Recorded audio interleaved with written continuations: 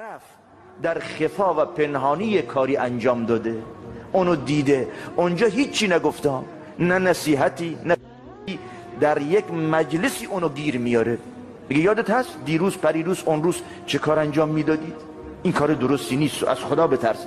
همه این توصیه ها ذره ای درش رضایت خدا در نظر گرفته نشده. بهش میگه از خدا بترسو، ولی اصلا این امر و فرمان بترس از خدا هدفش نیست.